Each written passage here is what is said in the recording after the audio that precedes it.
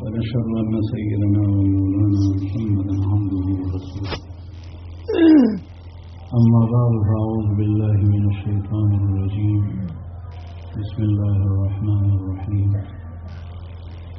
يا أيها الذين آمنوا ادخلوا في السلم كافة ولا تتبعوا خطوات الشيطان إنه لكم عدو مبين. وقال تعالى في مقام آخر: واعتصموا بحبل الله جميعا ولا تفرقوا. وقال تعالى: قد أفلح من زكاها وقد خاب من دساها. وقال النبي صلى الله عليه وسلم: ألا إن في الجسد مضغة إذا صلحت صلح الجسد كله وإذا فسدت فسد الجسد كله ألا وهي القلب. صدق الله العظيم وصدق رسوله النبي الكريم، ونحن على ذلك من الشاهدين والشاكرين والحمد لله رب العالمين. درود شریف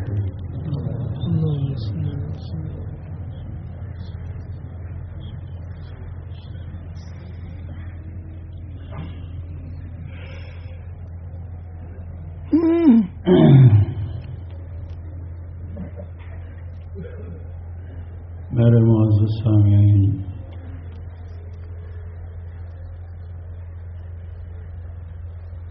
ہر چیز کی حقیقت ہوتی ہے اور نتائج حقائق کے اوپر مرتب ہوتے ہیں، فیصلے حقائق پر ہوتے ہیں، صورتوں اور رسومات پر فیصلے نہیں ہوتے۔ قیمت حقیقت کی لگتی ہے، صورت کی اور رسم کی قیمت نہیں لگتی۔ گھوڑے کی تصویر دیوار پر گھوڑے کی جسامت کے برابر بنائی جائے تو یہ گھوڑے کی حقیقت نہیں ہے بلکہ رسم ہے، اور گھوڑے کے دام پہ یہ رسم نہیں خریدا جاتا۔ اللہ جل شانہ جو خدا ہے، رب ہے، کائنات کا پیدا کرنے والا ہے، حکیم ہے، علیم ہے، خبیر ہے، وہ عدل والا ہے، اس کو کوئی دھوکہ نہیں دے سکتا۔ اللہ کے ہاں بھی فیصلے حقائق پر ہوتے ہیں، رسومات پر نہیں ہوتے۔ ایمان جو اللہ پاک نے ہمیں نصیب فرمایا ہے اور پوری دنیا بھر کے مسلمانوں اور مومنین کو اللہ نے دیا ہے، یہ اللہ کی بہت بڑی نعمت ہے، لیکن یہ ایک حقیقت ہے۔ ایمان والے اللہ کے دوست ہوتے ہیں، ایمان والے اللہ کے محبوبین ہوتے ہیں، ایمان والوں کے ساتھ اللہ تعالیٰ کی خاص معیت ہوتی ہے، ایمان والوں کے ساتھ اللہ تعالیٰ کی نصرت ہوتی ہے، ایمان والے اللہ کے دوست ہوتے ہیں، ایمان والوں کو اللہ جل شانہ پسند کرتا ہے۔ لیکن شرط یہ ہے کہ پہلے یہ ثابت کیا جائے کہ واقعی ایمان موجود ہے یا نہیں، اور کسی چیز کی حقیقت اس کے جو صفات ہیں اور اس سے جو مقصود و مطلوب ہے اس سے پہچانی جاتی ہے۔ میرے سامنے یہ اعلیٰ مکبر الصوت لاؤڈ اسپیکر یہ لگا ہے، میری آواز ویسی بھی بہت پست ہے اور بیماری کی وجہ سے پھر اور بھی آواز بہت ہلکی ہے، قریب کا آدمی بھی نہیں سن سکتا، لیکن اس لاؤڈ اسپیکر کے ذریعے سے اس مرکزی دارالایمان کے احاطے میں یہ ہزاروں کی تعداد میں بلکہ لاکھوں تک تعداد شاید پہنچ گئی ہو. چھتوں کے اوپر مسجد کے صحن میں دور تک لوگ نظر آتے ہیں. پھر باہر جو پورا مجمع ہے ان تک میری آواز پہنچتی ہے اس لاؤڈ اسپیکر کے ذریعے. اور اس کی صفت یہ ہے, اس کی خوبی یہ ہے کہ یہ انسان کی آواز کو اونچا کر دے. اگر اس کی یہ خوبی اس میں نہ رہے تو یہ پھر لاؤڈ اسپیکر نہیں ہے, یہ کباڑ ہے. اور شاید پھر کباڑ کے داموں بھی نہ بکے, اس میں کسی کے لیے کوئی کام کی چیز نہ ہو. تو اس کو لاؤڈ اسپیکر کی حیثیت سے تب خریدا جاتا ہے اور بیچا جاتا ہے جب اس کے اندر یہ صفت موجود. ایمان والے ایمان کی صفات ہوتی ہے اور پھر ایمان والا ان صفات سے متصف ہوتا ہے. اور اللہ جل شانہ کے ہاں دنیا اور آخرت میں قبر اور حشر میں اور صراط میں اللہ جل شانہ کے سامنے حساب کتاب کے لیے کھڑے ہونے میں جو نصرتوں کے وعدے کیے گئے ہیں یا دنیا کے اندر کفار کے مقابلے میں, تو یہ تب ہے جب وہ ایمانی صفات موجود ہوں. اللہ جل شانہ ہمیں وہ صفات نصیب فرمائیں. تو یہ صفات انسان کے اندر ہوتی ہیں, اس کے کچھ آثار بھی ہوتے ہیں. مثلا رضا بالقضاء, اللہ جل شانہ کے فیصلے پر راضی ہونا,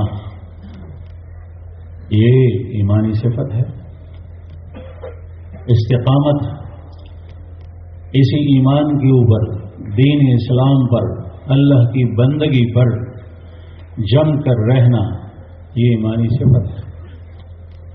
آدمی جمع رہے. دنیا کے اندر آدمی کتنے پاپڑ بیلتا ہے, اپنی جان جھونکوں میں ڈالتا ہے, کتنی مشقتیں سہ لیتا ہے, برداشت کرتا ہے کہ آج جو بارش کی وجہ سے پورے اجتماع گاہ کے ساتھی ان کو تکلیف آئی ہوگی, اس میں کوئی شک نہیں, اس لیے کہ بارش کے نیچے کمپالوں کے نیچے بیٹھے ہوئے تھے. لیکن خوش قسمت ہے وہ لوگ جو اس حالت میں اسی اجتماع کے لیے جم کر رہے, وہ ادھر ادھر نہیں گئے. یہ حالات دنیا کے لیے بھی انسان پر پیش آتی ہے, اور اس کو آخرت کے لیے سہ لینا, برداشت کر لینا, یہ ایمان کے اثرات ہوتے ہیں, یہ مومنین کی صفات ہوتی ہے. دنیا کے لیے بہت سارے لوگ برداشت کرتے ہیں. میں نے خود گائے بیل چرائے ہیں صحرا کے اندر, گھر سے تقریباً 5 کلومیٹر دور, جہاں نہ کوئی کمرہ ہوتا تھا, نہ کوئی درخت ہوتا تھا, سر چھپانے کی جگہ نہیں ہوتی تھی. سخت گرمی کے اندر بھی کئی مرتبہ ایسا ہوا کہ اولے برسے, بارش آئی, بڑے بڑے قطرے پڑے, اب آسمان کے نیچے ہے. کبھی گھاس کا ایک گٹا لے کر سر پہ رکھ دیا اولوں سے بچنے کے لیے. ایک دفعہ اولے پڑ رہے تھے, اسی میں ہم جا رہے تھے. مویشی بھی ایک جگہ درخت کے نیچے کھڑے کرنے ہیں, ایک جھونپڑی تھی, وہاں گئے اور اس میں تیز آندھی تھی. اچانک آندھی آئی, وہ جھونپڑی اوپر آسمان کی طرف اٹھ گئی, ہم نیچے رہ گئے یوں ہی. اور اس ایک جھونپڑی کے اندر تقریباً 5-6 آدمیوں کی جگہ تھی, لیکن اس میں 15 آدمی تھے. وہ اوپر اڑ گئی, پتہ نہیں کہاں دور چلی گئی آندھی کے بگولے سے, اور سارے کے سارے نیچے رہ گئے. یہ دنیا کے اندر زمیندار, کسان کھیتیوں میں ان حالات کو برداشت کرتا ہے. رسول اللہ صلی اللہ علیہ وسلم کے صحابہ کرام نے یہ ساری چیزیں برداشت کی. اللہ جل شانہ ہمیں صحابہ کرام کے نقش قدم پر چلنا نصیب فرمائے۔ اور یہ بھی عرض کروں، حضرت نے مجھے ابھی ارشاد فرمایا بتایا کہ ہندو کے کئی علاقوں کے پاس ایسے اولے پڑ گئے ہیں کہ جس سے مکانات کے چھت گر گئے۔ اللہ جل شانہ نے یہاں اس اجتماع کو محفوظ کیا۔ اللہ پاک آئندہ بھی ہم سے یہ بادل جو ہے وہ کسی اور طرف لے جائے اور یہاں آسمان صاف ہو جائے۔ نبی کریم صلی اللہ علیہ وسلم ایک جگہ کافروں سے لڑنے اور جہاد کرنے کے سفر میں واپس تشریف لا رہے تھے، کھلا میدان تھا، آسمان کے نیچے صحابہ کرام کا لشکر ہے۔ آپ صلی اللہ علیہ وسلم نے ارشاد فرمایا ابھی آندھی چلے گی اور تم سارے کے سارے لوگ زمین پہ لیٹ جاؤ، خبردار کوئی کھڑا نہ رہے۔ سارا لشکر زمین پہ لیٹ گیا، اس میں ایک آدمی کھڑا رہا۔ روایت میں آتا ہے کہ اس کو آندھی نے اٹھایا اور طے کے پہاڑوں میں جا کر پٹک دیا، اس لیے کہ رسول اللہ صلی اللہ علیہ وسلم کے ارشاد کی خلاف ورزی ہوئی۔ تو بہرحال رضا بالقضاء اور استقامت یہ ایمانی صفات میں ایک صفت ہے۔ مومن کے اندر یہ صفات ہو تو تب ایمان کی علامت ہے، نشانی ہے۔ اگر یہ صفات نہیں ہے تو آدمی خود دیکھ لے کہ اس میں کتنا ایمان ہے۔ اللہ جل شانہ سے ہر وقت خیر کی دعائیں کرنی چاہیے۔ ہم کمزور ہیں، ضعیف ہیں، ہمارے اندر برداشت کم ہے، لیکن اللہ جل شانہ کی خاطر، اللہ کے دین کی خاطر، اپنے اصلاح کی خاطر، ایسے مبارک اجتماعات میں جڑنے کی خاطر آدمی ساری کی ساری چیزیں برداشت کر لے۔ میں عرض کر رہا تھا کہ ایمان کی حقیقت ان کے صفات سے معلوم ہوتی ہے۔ کسی کے اندر ایمانی صفات ہوں تو ایمان کی حقیقت ہے۔ مصیبتوں کو جھیلنا، اس پہ صبر کرنا۔ اللہ پاک ہمیں مصیبتوں سے بچائے۔ ہمیشہ عافیت کا سوال کرنا چاہیے، ہمیشہ عافیت کا سوال کرنا چاہیے۔ رسول اللہ صلی اللہ علیہ وسلم جب کبھی کسی مصیبت زدہ کے پاس تشریف لے جاتے تو فرماتے ہیں صلی اللہ العافیہ، اللہ تعالیٰ سے عافیت مانگو، یا اللہ میرے ساتھ عافیت کا معاملہ فرما، عافیت کا معاملہ فرما۔ اور ایسے موقعوں پر دوسروں کو تسلی دینا مسلمانوں کو بجائے ڈرانے کے، یہ ایمانی صفت ہے۔ مخلوق سے ڈرانا یہ کافر کا کام ہے، منافق کا کام ہے، یہودی کا کام ہے، عیسائی کا کام ہے۔ اللہ سے ڈرانا، اپنے نفس سے ڈرانا، اپنے بدعمالیوں سے ڈرانا، اپنی معصیت سے ڈرانا جو اللہ کے قہر و عذاب اور اللہ کی ناراضگی کا سبب بنتی ہے، یہ ڈرانا یہ پیغمبروں کی شان ہے۔ پیغمبروں کی روش پر، ان کے نقش قدم پر چلنے والوں کی شان ہے۔ یا ایھا الذین آمنوا اتقوا اللہ، اے ایمان والو اللہ سے ڈرو، اللہ سے ڈرو، اللہ سے ڈرو۔ اور ہمارے اکابرین، مفسرین، محدثین، شراح وہ فرماتے ہیں کہ اللہ سے ڈرنے کا مطلب یہ نہیں ہے کہ جس طریقے سے شیر سے، سانپ سے، بچھو سے ڈرا جاتا ہے اس طریقے سے ڈرے، نہیں، بلکہ اللہ جل شانہ انتہائی مہربان ہے، ان کی وجہ سے ہم جی رہے ہیں۔ رسول اللہ صلی اللہ علیہ وسلم کی دعاؤں میں ایک دعا یہ ہے کہ اے اللہ میں آپ ہی کی وجہ سے ہوں، انا بک، میں تیری وجہ سے ہوں، میرا چلنا تیری وجہ سے ہے، میرا جینا تیری وجہ سے ہے، میرا بیٹھنا تیری وجہ سے ہے، میرا بولنا تیرے سہارے سے ہے، تیرے اذن پر ہے، تیرے ارادے کے اوپر ہے۔ ہم اللہ جل شانہ کی وجہ سے جی رہے ہیں، ہمارے اوپر اللہ تعالیٰ کی طرف سے رحمتوں کی بارشیں ہوتی ہیں، برکات نازل ہوتی ہیں، اللہ جل شانہ کے احسانات اترتی ہیں۔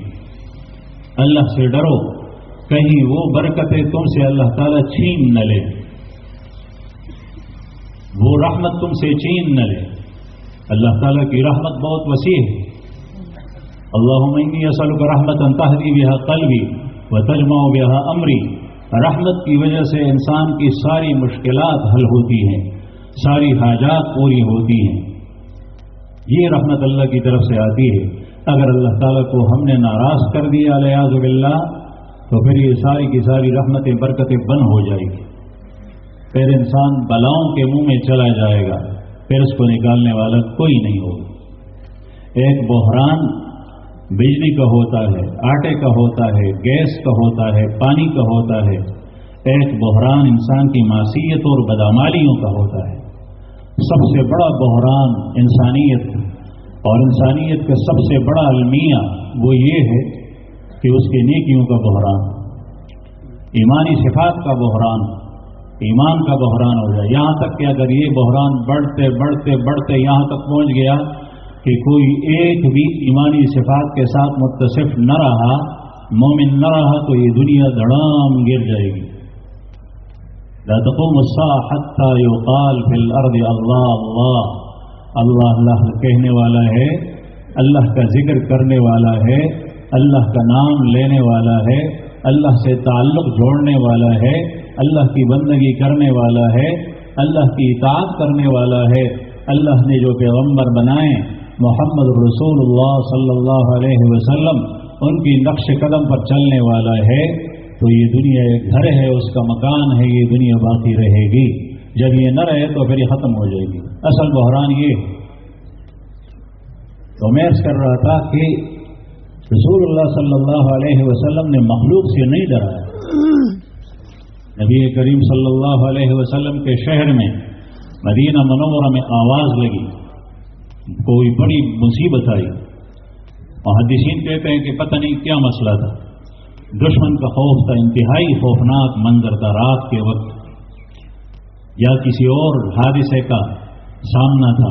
صحابہ کرام تک ڈر گئے، گھروں کے اندر لوگ گھس گئے. رسول اللہ صلی اللہ علیہ وسلم نے ایک صحابی ابو طلحہ رضی اللہ عنہ سے گھوڑا لیا. وہ گھوڑا بھی ایسا تھا کہ دو تیز نہیں دوڑ سکتا تھا، اور آپ صلی اللہ علیہ وسلم نے ارشاد فرمایا کہ زین وغیرہ نہیں ڈالو، جلدی مجھے دو.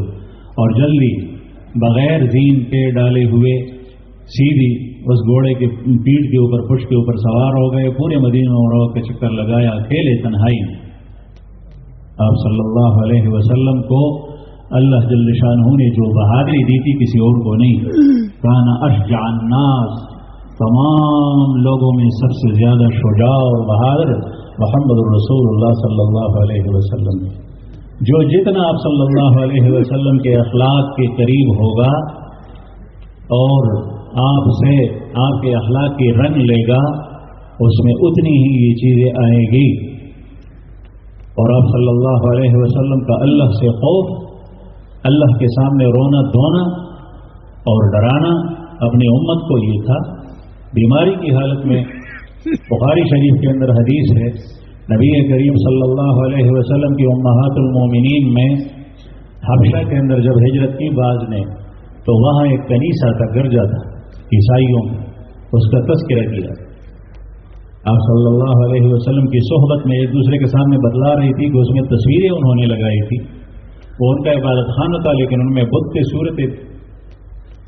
نبی کریم صلی اللہ علیہ وسلم بیماری کی حالت میں سختی میں تھے، لیکن آپ صلی اللہ علیہ وسلم بیٹھ گئے اور ارشاد فرمایا کہ ان لوگوں نے انبیاء کرام کی صورتیں بنائی اور اپنے عبادت خانوں کے اندر لگائی. اللہ جل شانہ کی لعنت ہے ایسے لوگوں کے اوپر کہ جنہوں نے انبیاء کے قبروں کو مساجد بنائے، یعنی ان کو سجدہ گاہ بنایا. راوی کہتا ہے کأنہ یخوفہم، گویا کہ رسول اللہ صلی اللہ علیہ وسلم اس عمل بد سے اپنی امت کو ڈرا رہے تھے. آپ صلی اللہ علیہ وسلم کا ڈرانا بدعملیوں سے تھا، اپنی امت کو بے ایمانی سے تھا، نفاق سے تھا، حب دنیا سے تھا. جو ایسی چیزیں ہوتی ہیں جو شیطانی ہوتی ہے ان سے تھا، نفس کے بگڑنے سے تھا. یہ ڈر ہے. پھر اللہ جل شانہ وہ بھی غیظ و غضب میں آتا ہے. تو مصیبتیں برداشت کرنا، جھیلنا اللہ کے لیے، یہ بھی ایمانی صفت ہے. اللہ جل شانہ کی نعمتوں پر شکر ادا کرنا یہ بھی مانی صفت ہے، اور اللہ جل شانہ کی طرف سے کوئی تکلیف آئے اس پہ صبر کرنا یہ بھی اللہ کی صفت ہے۔ لقمان حکیم کے بارے میں آتا ہے کہ غلام تھے کسی کے، وہ جو مالک تھا ان سے بہت محبت کرتا تھا، اتنی محبت کرتا تھا کہ مالک کا خربوزوں کا باغ تھا، خود خربوزہ کاٹ کر جو ہے وہ ایک ایک ڈلا وہ لقمان حکیم کو دیتا رہا، وہ کھاتے رہے۔ تو آخر میں ایک ڈلی رہ گئی تو اس نے خود لیا، جیسے ہی چک لگایا منہ میں چکا تو وہ انتہائی زہریلا تھا، فوراً ہی پھینک دیا۔ ان سے پوچھا لقمان حکیم صاحب سے کہ یہ کیسا تھا، میٹھا تھا یا کڑوا تھا؟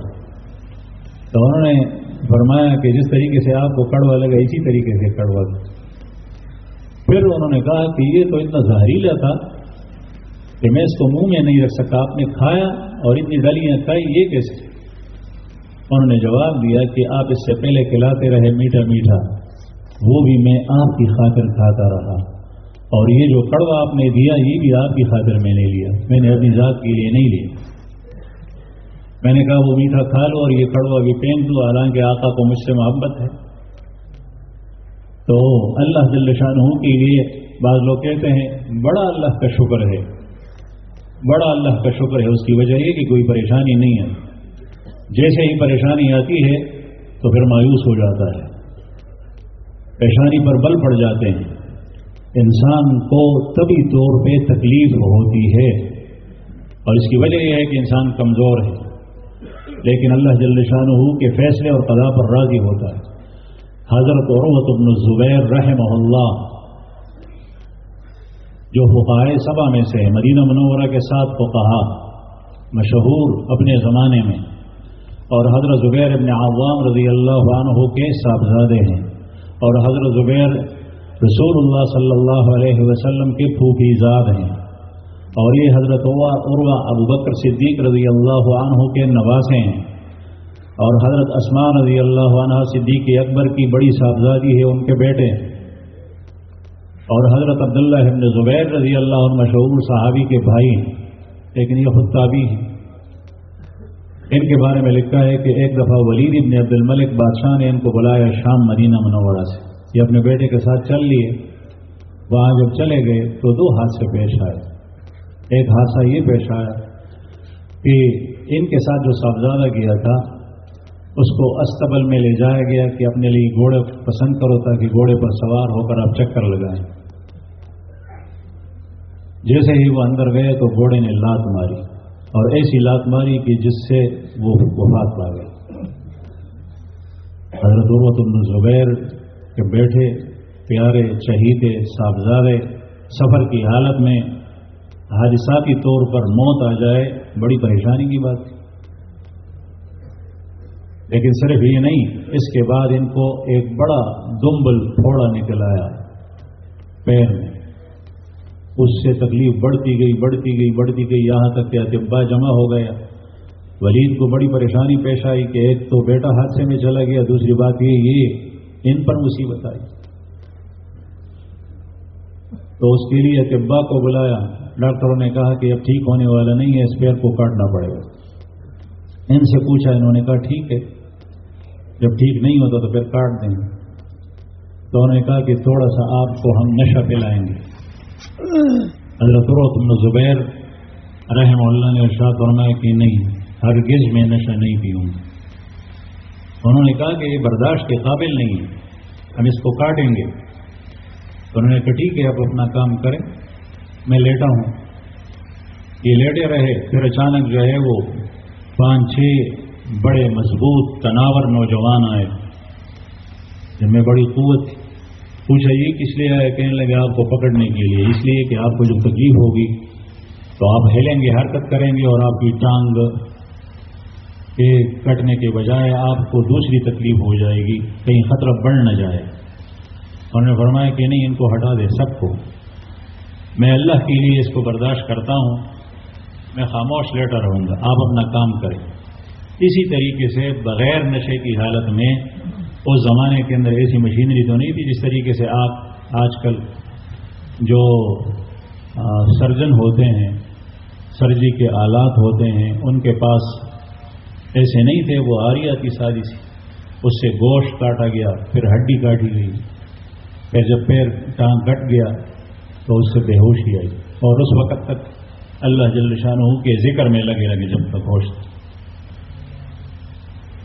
تو پھر بے ہوشی آئی. جب ہوش میں آئے اس کے بعد انہوں نے داغا بھی.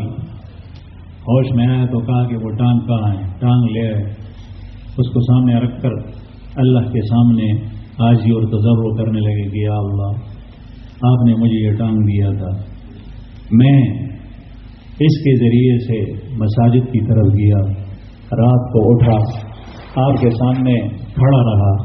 آپ کو پتہ ہے اس ٹانگ کو میں نے گناہ سے بچایا، گناہ کے محل کی طرف اس کے ذریعے سے میں نہیں گیا، اور آپ نے پوری زندگی اس ٹانگ سے مجھے فائدہ پہنچایا.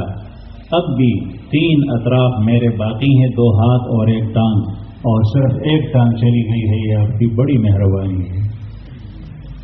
آپ اندازہ لگائیں، اس کو کہتے ہیں اپنے رب کے ساتھ حسن ظن. اولیاء کرام، ہمارے اکابر، مصائب کے وقت میں بھی اللہ جل شانہ کے ساتھ حسن ظن رکھتے ہیں. اس میں ہمارے لیے خیر، اس میں ہمارے لیے خیر.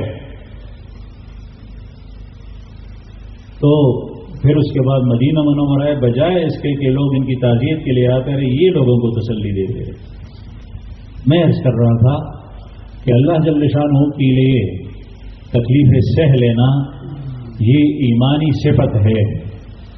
جس کو اپنے رب پر ایمان ہو وہ راضی بقضاء الرب ہوتا ہے، اپنے رب کے فیصلے پر راضی ہوتا ہے.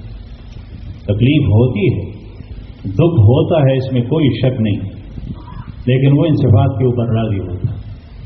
ایمانی صفات ہوں تو تب اللہ جل شانہ کی طرف سے مدد آتی ہے. اللہ جل شانہ کی طرف سے صورت ایمان پر مدد نہیں آتی، رسم ایمان پر مدد نہیں آتی، حقیقت ایمان پر مدد آتی ہے. آپ بازار کے اندر سودا لیتے ہیں، جس چیز کی آپ طلب میں گئے وہی چیز آپ کو چاہیے. اگر اس کی صورت اور شکل اور رسم آپ کو دی گئی تو آپ اس کو نہیں لیتے. اللہ جل شانہ کے ہاں آپ کی طرف سے وہ ایمان چاہیے، آپ کر کے دکھائیں، پھر اللہ جل شانہ کی طرف سے نصرت اور مدد آتی. والذین جاہدوا فینا لنہدینہم سبلنا. اپنے عجز اور کمزوری کو ثابت کر کے اللہ کے لیے جم جائے، پھر اللہ جل شانہ کی طرف سے آ جائے. ایک یہ کہ ایمانی صفات کو، آج کل ایمانی صفات کا بحران ہے. اس بحران کی وجہ سے پریشانی امت کو پیش آ سکتی ہے. یعنی اس کے باوجود کہ تعداد زیادہ ہو، مال بھی ہو، اسباب بھی ہوں، پریشانی رہے گی. بحران کا حل اسباب میں نہیں، اپنے نفس کے شر سے بچنے میں، اللہ کی نافرمانی سے بچنے میں، ایمانی صفات کے اختیار کرنے میں، اس کے خلاف نہ کرنے میں، اس سے آتی ہے یہ چیز. رسول اللہ صلی اللہ علیہ وسلم کسی مومن کی خبر اچھی سن کر اس سے خوش ہوتے تھے، اور کسی مومن کی پریشانی سے پریشان ہوتے تھے. میں عرض کر رہا تھا، علماء کرام بیٹھے ہیں، بدر کے موقع پر مسلمانوں کو جیت ہوئی، کافروں پر غلبہ حاصل ہوا، اور اس سے پہلے یہ خبر آئی کہ اہل کتاب اس زمانے کے اندر کتاب والے رومی وہ کسرا اور فارس کے اوپر غالب آ گئے. مسلمان بڑے خوش ہوئے. فلسطین کے مسلمان مجاہدین اسرائیل پر گھسے، اندر حملے کیے. الحمدللہ یہ بہت بڑی خوشی کی بات ہے. ہر وقت پریشانی نہیں ہونی چاہیے، یہ تکلیفیں تو آتی رہی ان پر پہلے بھی، لیکن یہ بہت بڑی خوشی کی بات ہے اور اس سے خوش ہونا چاہیے. اس سے وساوس میں، توہمات میں، شبہات میں نہیں پڑنا چاہیے. اللہ جل شانہ قادر ہے، وہ سب کچھ کر سکتا ہے. وہ دشمن کی ساری ٹیکنالوجی اور سارے اسلحے کو فیل کر سکتا ہے. پھر اس میں شبہات نکالنا، پتہ نہیں یہ کیسے ہوا، یہ کوئی چال تو نہیں ہے. یہ ساری کی ساری توہمات ایمانی کمزوری. تو ایک تو اللہ جل شانہ کے وعدے دنیا اور آخرت میں کامیابی کے امت مسلمہ کے حق میں، مسلمانوں کے حق میں، مومنین کے حق میں حقیقتی ایمان پر ہے، اور حقیقتی ایمان تب جب صفات ایمان کے ہوں، اور صفات ایمان کے اندر ہوں تو ایمانی اثرات وہ ظاہر سامنے آتے ہیں۔ بات کرتا ہے تو اس میں بھی ایمان کی بو محسوس ہوتی ہے، کام کرتا ہے، اٹھتا بیٹھتا ہے تو اس میں ایمانی جھلک محسوس ہوتی ہے، چلتا پھرتا ہے، اعمال کرتا ہے، اس میں ایمانی جھلک محسوس ہوتی ہے، لباس پہنتا ہے، حلیہ بناتا ہے، اس میں ایمانی جھلک ہوتی ہے۔ اس کے جسم کے اوپر یہ ساری چیزیں ظاہر ہوتی ہیں، اس کے اثرات آتے ہیں، اثرات سے پتہ چلتا ہے کہ اندر کوئی چیز ہے۔ الاناء یترشح بما فیہ، برتن سے وہی چھلکتا ہے جو اس کے اندر موجود ہے۔ کسی پوجے کے اندر کیا ہے اس کو معلوم کرنے کے لیے آپ اس کو انڈیل لیں، اگر اس سے پانی بہ پڑا 2-3 قطرے تو اس میں پانی ہے، اگر اس میں سے دودھ گر گیا تو اس میں دودھ پڑا ہوا ہے، اگر اس کے اندر اس سے پیشاب گرا تو اس میں پیشاب پڑا ہوا ہے، اگر اس سے شراب کے قطرے بہنے لگے تو اس میں شراب پڑا ہوا ہے۔ اس سے پتہ چلتا ہے کہ یہ مومن ہے یا نہیں۔ مشکاں باشد کی خود بے گوید، نہ کہ آتار بے گوید، خود اپنی ترجمانی اپنی طرف سے کرنے کہ میں مومن ہوں، صفات سے پتہ چلے گا۔ تو بہرحال ایک چیز یہ کہ اپنی اس ایمانی صفات ہوں، دوسری چیز یہ کہ پورے دین پر عمل ہو، پورے دین پر عمل ہو، صرف الفاظ نہیں، لفظ ہی نہیں، بڑے زبردست بیانات، جوشیلے انداز میں حقائق کو بیان کرنا، مدلل بیانات کرنا، مسحور کن کلام ہو لیکن اعمال پیچھے نہ ہوں تو یہ پورا دین نہیں ہے۔ جہاں پر یہ آیت کریمہ ذکر ہوئی ہے، یا ایھا الذین آمنوا ادخلوا فی السلم کافۃ ولا تتبعوا خطوات الشیطان انہ لکم عدو مبین، اس سے پہلے اللہ جل شانہ نے اپنے کلام پاک میں 2 بندوں کا ذکر کیا ہے۔ ایک ومن الناس من يعجبك قوله في الحياة الدنيا ويشهد الله على ما في قلبه وهو ألد الخصام وإذا تولى سعى في الأرض ليفسد فيها ويهلك الحرث والنسل والله لا يحب الفساد۔ بعض لوگوں میں وہ ہے، نبی کریم صلی اللہ علیہ وسلم کو اللہ تعالیٰ کا خطاب ہے، لوگوں کے اندر بعض ایسے ہیں من يعجبك قوله في الحياة الدنيا، جس کا قول، جس کی باتیں، جس کا کلام، جس کا طرز گفتگو آپ کو تعجب میں ڈالے گا، حیران کرے گا، کتنا اچھا بولتا ہے۔ وَيُشْهِدُ اللَّهَ عَلَى مَا فِي قَلْبِهِ، اس کے دل کے اندر جو کچھ ہے اس پر اللہ کو گواہ بناتا ہے کہ میرے دل میں ایمان ہے، میرے دل میں آپ سے بڑی محبت ہے، لیکن اس سے بڑا منافق کوئی اور نہیں ہوگا۔ وَهُوَ أَلَدُّ الْخِصَامِ، یہ سب جھگڑالو اور شری اور فسادیات ہیں۔ وَإِذَا تَوَلَّى سَعَىٰ فِي الْأَرْضِ لِيُفْسِدَ فِيهَا وَيُهْلِكَ الْحَرْثَ وَالنَّسْلَ وَاللَّهُ لَا يُحِبُّ الْفَسَادَ، جب یہ زمین میں آپ کے پاس سے جاتا ہے تو فساد پھیلاتا ہے، کبھی فصل کو آگ لگائی مسلمانوں کی، کبھی نسل کو نقصان پہنچایا، کبھی مویشیوں کو قتل کیا، یہ اس کے کام ہوتے ہیں۔ پورا دین نہیں ہے، باتیں اچھی ہیں لیکن اعمال اچھے نہیں ہیں، بعض اعمال اچھے ہیں لیکن دوسرے اعمال قصداً خطا کرتا ہے۔ ہاں انسان ہے، کمزور ہے، فطری طور پہ ہم سے گناہ ہوتے ہیں، لیکن گناہ کے بعد پچھتانا، اللہ کی طرف رجوع کرنا، یہ مومنین کی صفت ہے۔ رسول اللہ صلی اللہ علیہ وسلم نے ایسے لوگوں کو تسلی دی ہے۔ آپ صلی اللہ علیہ وسلم کے احادیث مبارکہ میں یہاں تک آتا ہے، بعض باتیں ایسی ہیں جو عام ضابطے سے بھی اوپر ہیں، وہ اللہ جل شانہ ہی اللہ ہے، جس کو کسی کی بات یا کسی کا کوئی عمل معمولی بھی اچھا آئے اور وہ بخش دے تو اسے کوئی پوچھنے والا نہیں۔ لا يسأل عما يفعل وهم يسألون، اسے کوئی پوچھنے والا نہیں، تم نے اس کو جہنم سے بچا کر جنت کی طرف کیوں لے گیا؟ رسول اللہ صلی اللہ علیہ وسلم نے ارشاد فرمایا کہ ایک شخص تھا، اس کا انتقال ہوا، اس کا عملنامہ صاف تھا، اللہ کے سامنے پیش ہوئی، فرشتوں سے پوچھا گیا کہ اس کا کوئی عمل دیکھو، انہوں نے کہا کہ اور تو کوئی عمل نہیں ہے سوائے اس کے کہ اس کا کپڑوں کا کاروبار تھا اور اس نے اپنے شاگردوں کو اور غلاموں کو، سلمینوں کو یہ سمجھایا تھا کہ جو فقیر آئے اور تم سے سلب سودا لے، اس کے پاس پیسے نہ ہوں تو اس کو یوں دیا کرو، اور اگر وہ مہلت مانگے، اس کے پاس پیسے ہیں، قرض مانگتا ہے تو مہلت دو، پھر لے کے آ گیا تو لے لو، اگر نہیں لایا تو پھر معاف کر لو، اسم پوچھی کرو۔ تو فرشتے کہتے ہیں کہ یا اللہ اس میں صرف یہی ایک ہی عمل تھا، چشم پوشی کرتا رہا. تو اللہ جل شانہ نے ارشاد فرمایا یہ میرا بندہ میری مخلوق پر تسام اور چشم پوشی کرتا رہا، میں آج اس سے اپنی آنکھوں کو بند کرتا ہوں، اس کو جنت میں لے جاؤں.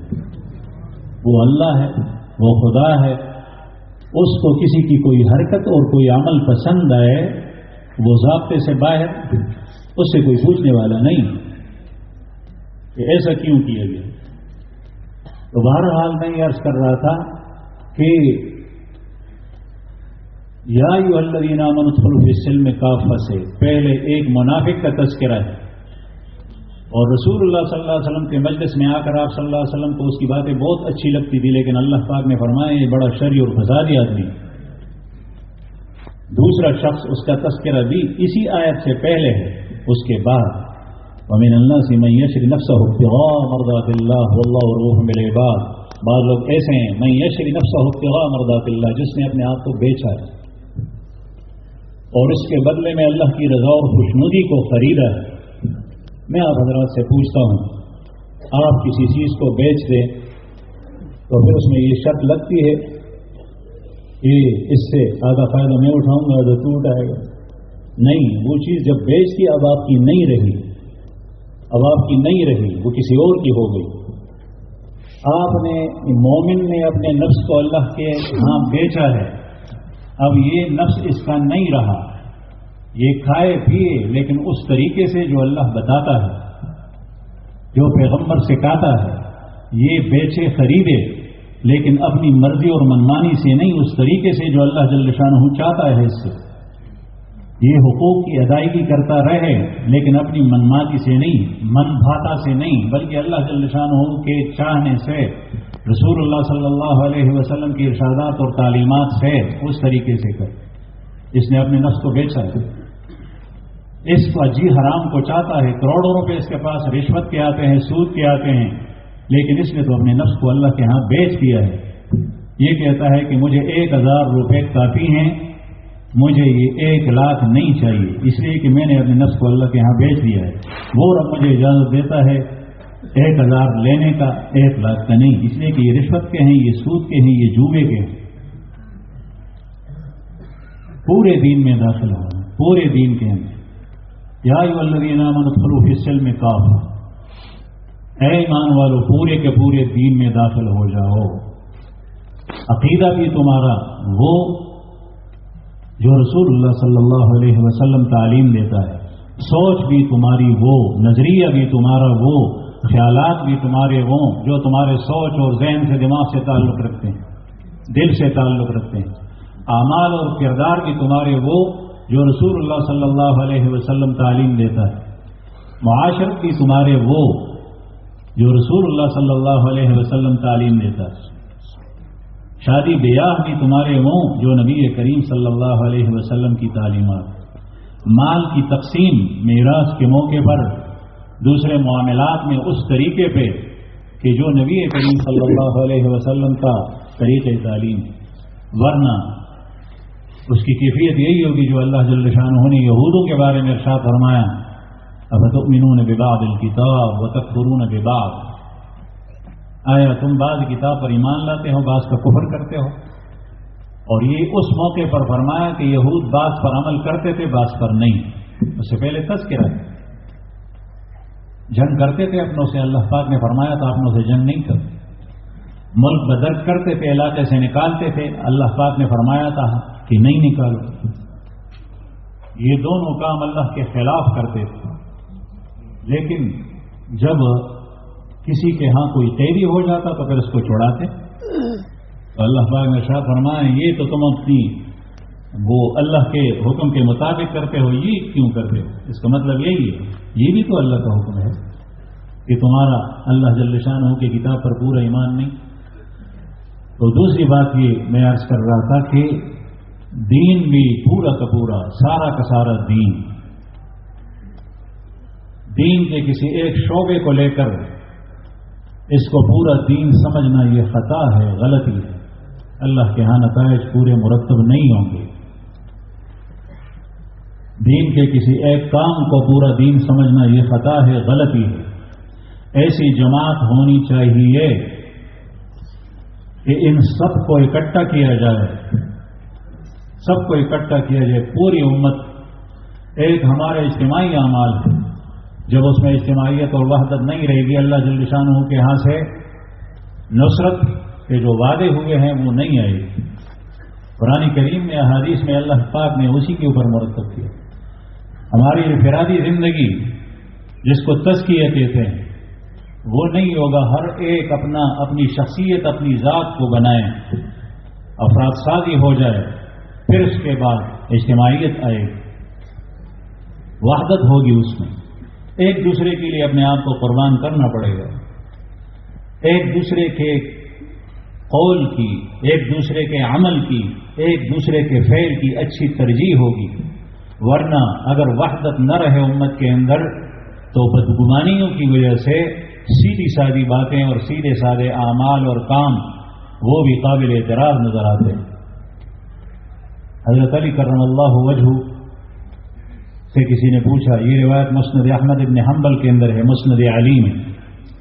حضرت علی کرم اللہ وجہہ سے پوچھا کہ حضرت جنازے سے پہلے چلنا افضل ہے یا جنازے کے بعد چلنا افضل ہے؟ انہوں نے کہا کہ پہلے بعد میں چلنا افضل ہے. پھر اس سائل نے کہا کہ ابو بکر اور عمر شیخین کے بارے میں کہا کہ وہ تو جنازے سے آگے آگے چلتے ہیں. تو حضرت علی کرم اللہ وجہہ نے جواب کیا، ارشاد فرمایا وہ بہت اچھا جانتے ہیں کہ جنازے کے پیچھے چلنا افضل ہے، لیکن وہ اس لیے آگے جاتے ہیں تاکہ امت کو حرج میں نہ ڈالے، تنگی میں نہ ڈالے، گنجائش رہے. اگر سارے کے سارے لوگ پیچھے ہوں، تنگ گلی ہے، اس کے اندر جنازہ جا رہا ہے اور جس میں لاکھوں کی تعداد میں لوگ شرکت کر رہے ہیں، شاید جنازے میں جو ہے وہ چند سو آدمیوں کے علاوہ کوئی اور پہنچ بھی نہ سکے.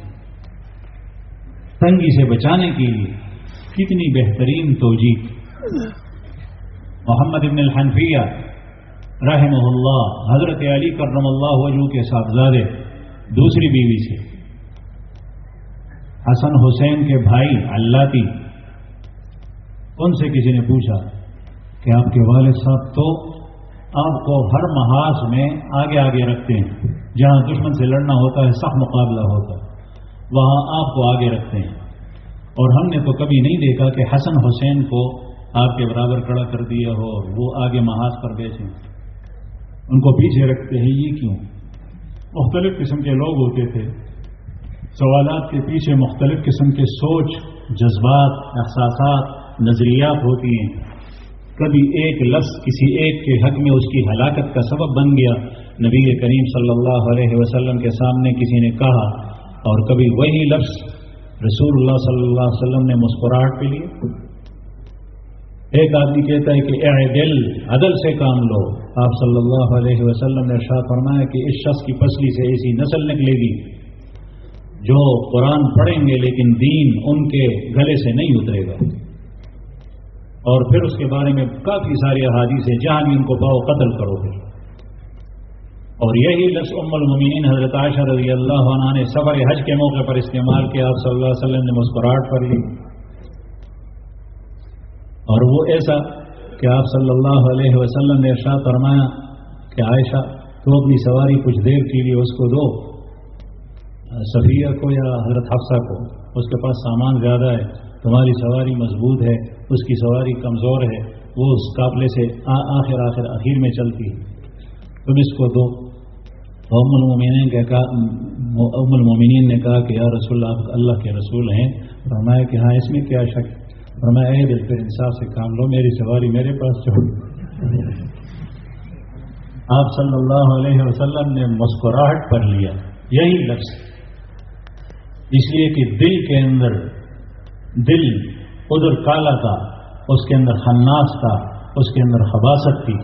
یہاں دل کے اندر رسول اللہ صلی اللہ علیہ وسلم کے ساتھ شدت محبت تھی، اور آپ صلی اللہ علیہ وسلم پر غیرت تھی، اور نبی کریم صلی اللہ علیہ وسلم پر غیرت اور آپ سے محبت ایمانی سے بات ہے، لفظ وہی نکلتا ہے.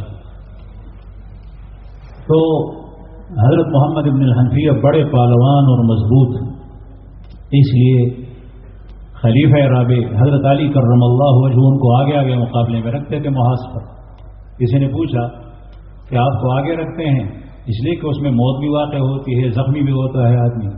اور حسنین کے بارے میں کہا کہ ان کو پیچھے رکھتا ہے. تو محمد ابن الحنفیہ نے آج کل ہمارے ہاں بھائی ہوتے ہیں وہ ادھر میں میرا نہیں روڑ دے، میرا نہیں روڑ، میرے نہیں روڑ سردا سے دشمنی سے تبا حالانکہ پلاریو دے مور جدا دا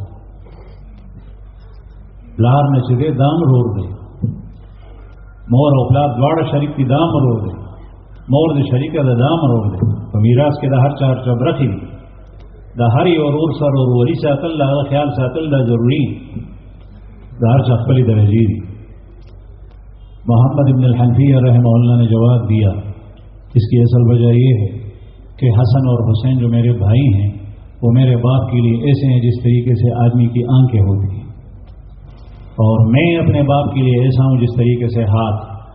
اور جب آدمی کی آنکھوں پر کوئی پریشانی آتی ہے، گرد اس میں چلا جاتا ہے، کنکر اس میں اندر گھسنے کا خطرہ ہے، کوئی تنکے آتے ہیں، لکڑی آتی ہے، پتھر آتا ہے، تو فوراً آنکھوں کے اوپر ہاتھ رکھتا ہے، زخم اور چوٹ ہاتھ کو لگتی ہے، آنکھیں بچ جاتی ہیں. اس لیے کہ آنکھیں نازک ہیں.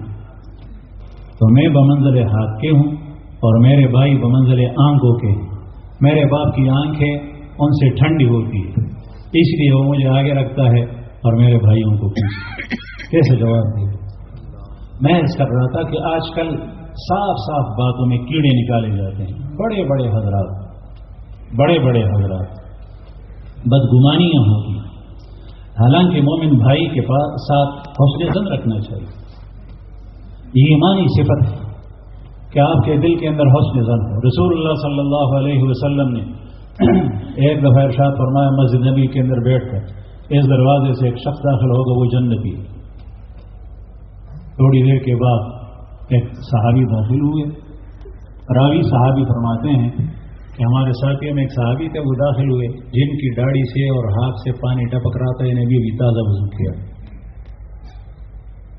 میں سوچ میں پڑ گیا کہ اس کو جنت کی بشارت آپ صلی اللہ علیہ وسلم نے ظاہر دی. یہی آدمی اسی دروازے سے بھی داخل ہوا، کوئی اور نہیں. دوسرے دن بھی اس طرح ہوا، تیسرے دن بھی. بعض روایت میں 3 دنوں کا تذکرہ ہے. پھر یہ صحابی کہتے ہیں کہ میں اس کے پیچھے لگا تھا کہ معلوم کروں کہ وجہ کیا ہے، کون سا عمل ہے. میں اس کے پاس رہا، کوئی بہانہ تراش کر کے میں آپ کے پاس 3 دن کے لیے رہوں گا. رات کو بھی جاگا رہا، دن کو بھی دیکھتا رہا کہ اس کا کوئی خاص عمل. میں نے دیکھا کہ کوئی خاص عمل نہیں ہے. شہری کو وہ بھی اٹھتا تھا، میں بھی اٹھتا تھا، نمازوں میں وہ بھی شریک ہوتا تھا، میں بھی شریک ہوتا تھا. رسول اللہ صلی اللہ علیہ وسلم کی مجالس میں اور آپ صلی اللہ علیہ وسلم کے ارشادات سننے میں وہ بھی بیٹھتا تھا، میں بھی بیٹھتا تھا. میں نے اس سے پوچھا کہ اصل بات یہ تھی، میں نے نبی کریم صلی اللہ علیہ وسلم سے آپ کے بارے میں سنا تو آپ نے یہ ارشاد فرمایا آپ کے اندر کون سا ایسا عمل ہے جس کی وجہ سے رسول اللہ صلی اللہ علیہ وسلم نے آپ کے بارے میں غائبانہ جنت کی بشارت دی. تو انہوں نے ارشاد فرمایا کہ بس یہی ہے جو آپ نے دیکھا. کہنے لگا پھر بھی بتاؤ. اس نے کہا کہ میرے دل میں صبح کرتا ہوں، شام کرتا ہوں، کسی کے لیے کوئی کوٹ اور غش نہیں، بس کسی کے ساتھ. اور یہ اتنی خطرناک چیز ہے کہ آپ صلی اللہ علیہ وسلم نے اس کو دین کا استرا قرار دیا. چوری جس سے بال کاٹتے ہیں، استرا. إياكم والحسد والبغضاء فإنها الحالقة لا أقول تحلق الشعر ولكن تحلق الدين. اپنے آپ کو حسد سے اور بغض سے بچاؤ، اس لیے کہ یہ دین کا صفایا کرتی ہے، یہ سترا ہے، صفایا کرتی ہے. اور میں یہ نہیں کہتا کہ یہ بالوں کا صفایا کرتی ہے بلکہ دین کا صفایا کرتی ہے. تہجد کی نمازیں ہوں گی، ذکر و اذکار ہوں گے، علم ہوگا، درس و تدریس ہوگا، افتاح ہوگا، صدقے ہوں گے، خیراتیں ہوں گی، دیگیں چڑھیں گی، لیکن بغض، کینہ، حسد دل کے اندر ہے تو کامیابی نہیں ہوگی، ہاتھ کچھ بھی نہیں ہے. عرض کر رہا تھا کہ اللہ جل شانہ نے یہ چیزیں اس پر دنیا اور آخرت کی کامیابی کو رکھا ہے. ایمان کی حقیقت ہو، ایمانی صفات ہو. ایمانی صفات معاشرے کے اندر سچ کہتا ہوں نہیں ہے، اللہ پاک ہمارے اندر پیدا فرمائیں. اس کے لیے کوشش کرنی چاہیے، یہ سیکھنی چاہیے. اللہ والوں کی صحبت میں بیٹھ کر یہ رنگ چڑھ جاتے ہیں. ایمانی صفات کے رنگ، اچھائی جو اندر ہوتی ہے، اللہ والوں کی صحبت میں، ان کے قرب میں، ان کے مجالس میں بیٹھنے سے یہ رنگ چڑھ جاتا ہے. صبغۃ اللہ ومن احسن من اللہ صبغہ، یہ اس سے چڑھ جاتا ہے. پھر آدمی سیکھ جاتا ہے. اللہ جل شانہ اثر ڈال دیتا ہے. خربوزے کو دیکھ کر رنگ پکڑتا ہے. اس طریقے سے پورے دین پر چلنا، پورے دین پر چلنا، دین کے کسی ایک جز کو نہ لے. ہمارے حضرت عیسیٰ علیہ السلام کے بارے میں کئی مرتبہ ہم نے سنا بیانات میں کہ حضرت عیسیٰ علیہ السلام نے قوم کو مخاطب کیا کہ تم اللہ کے نام پر عشر دیتے ہو 10واں، اور جب خود اپنے لینے پر آتے ہو تو سارا کا سارا لیتے ہو. تو اللہ جل شانہ کے دین میں 100واں حصہ برابر عمل کیا تو کہتے ایک دین پر چلا، بس یہ کافی ہے. حالانکہ اگر اپنا ذاتی کوئی معاملہ ہو تو اس میں پورا کا پورا وصول کیا جاتا ہے، ایک پائی بھی نہیں چھوڑی جاتی. انسان کوشش کرے، ہمت کرے. اور تیسری چیز وہ اتحاد و اتفاق. واعتصموا بحبل اللہ جميعا ولا تفرقوا ولا تكونوا كالذين تفرقوا من بعد ما جاءهم البينات. ان لوگوں کی طرح مت ہو جن کے پاس واضح دلائل آئے پیغمبر کے ذریعے سے، لیکن اس کے بعد ان کے اندر پھوٹ پڑ گیا، اصول میں اختلاف ہو گیا. اصول کے ضمن میں پھر فروع کے اندر بھی اختلاف ہو گیا. اصول پر عمل کرنے کے لیے فروع میں اختلاف ہو جائے، جس طریقے سے رسول اللہ صلی اللہ علیہ وسلم کے احادیث مبارکہ کے اندر افہام و تفہیم کی صورت میں یا تعارض کی صورت میں ائمہ کرام کوئی ایک کو لیتا ہے، کوئی دوسرے کو لیتا ہے، مقصد سب کا ایک ہی ہوتا ہے، اصل پر عمل کرنا. وہ رحمت کا باعث ہے. لیکن وہی اختلاف جو برائے اختلاف ہو، زدہ زدی کی بنیاد پر ہو، تفرقہ بازی ہو، اور جس میں جماعتیں اور فریق بن جائیں، یہ اختلاف اللہ جل شانہ کو ناپسند ہے. اسی نے امتوں کو بکھرے بکھرے کر دیا، ٹکڑے ٹکڑے کر دیا، اور دشمن اس پر جو ہے وہ غالب آ گئے. میں عرض کر رہا تھا یہ 3 چیزیں انتہائی ضروری. آج کل تحریک ایمان و تقوی سے اور اس مرکز سے، اس میں جو بڑا اجتماع جمع ہے، اسی سلسلے میں یہ چیزیں یہاں سے پیش کی جاتی ہیں. اس اجتماعات کے اندر 2 نمونے کے طور پر اس کے بارے میں بتایا جاتا ہے، لیکن یہ چیزیں عملی طور پہ، یہ ایمانی صفات عملی طور پہ ہمارے اندر آ جائیں. کیا کچھ اس کے لیے کرنا پڑتا ہے، کیا محنت اس کے لیے کرنی پڑتی ہے. وہ یہاں سال بھر، سال کے 12 مہینے مسلسل یہ سیکھی جاتی. امت کے اندر الحمدللہ کام ہو رہا ہے مختلف بنیادوں پر، لیکن وہ شعبے ہیں، اجزاء ہیں، ان سب کو جوڑنے کے لیے ایک جماعت ہونی چاہیے جو یہ تاثر دے ہر کسی کو کہ یہ بھائی ہے ہمارا. اس میں یہ جو شعبے میں کام ہو رہا ہے یہ ہمارا اپنا ہی شعبہ ہے، یہ ہمارے دین سے باہر نہیں، دین کے اندر ہے. اجتماعیت کے اندر یہی ہوتا ہے کہ کوئی ایک کام کرتا ہے، کوئی دوسرا کرتا ہے. ایک آدمی سارے کے سارے کام نہیں کر سکتے، لیکن شرط یہ ہے کہ اس میں آپس میں اتحاد و اتفاق ہو. امام کے پیچھے جماعت کھڑی ہوتی ہے. ہمارے امام ابو حنیفہ رحمہ اللہ فرماتے ہیں صلاتہم واحدہ، یہ سب کی نماز ایک ہی ہے، لیکن ایک امام ہے، کچھ مقتدی ہے، ایک قرات کرتا ہے، کچھ نہیں کرتے. آپ صلی اللہ علیہ وسلم نے ارشاد فرمایا من کان لہ امام فقراۃ الامام لہ قراء. ہمارے احناف حضرات کہتے ہیں کہ اگر ہر کوئی قرات کرے، ہر کوئی قرات کرے تو یہ تو اجتماعیت ہوئی، اتحاد نہ ہوا. وحدت فی الصلاۃ اس کو کہتے ہیں کہ سب کی نماز اور سب کا یہ عمل مشترک. لشکر کے اندر میمنہ ہوتا ہے، میسرہ ہوتا ہے، مقدمہ ہوتا ہے، مؤخرہ، ساق ہوتا ہے، قلب ہوتا ہے، اور ہر کسی کا اپنا اپنا کام ہوتا ہے. قلب کے اندر امیر لشکر ہوتا ہے جس کی حفاظت کی جاتی ہے، اور اس کی حفاظت پورے لشکر کی حفاظت ہوتی ہے. اس لیے کہ امیر اگر زندہ رہا، تندرست رہا، وہ قائم رہا، کھڑا رہا، اور جھنڈا کھڑا رہا، تو سارا کا سارا لشکر جو ہے وہ یعنی حوصلوں کے ساتھ، ہمت کے ساتھ لڑے. ہر ایک کا اپنا اپنا کام ہوتا ہے. اجتماعیت ہوتی ہے، لیکن اگر بگاڑ آ گیا تو پھر اس سے اجتماعیت اور وحدت ختم ہو جاتی ہے۔ اس لیے آج کل نتائج برآمد نہیں ہوتے، اس کی وجہ یہ ہے کہ وحدت نہیں ہے۔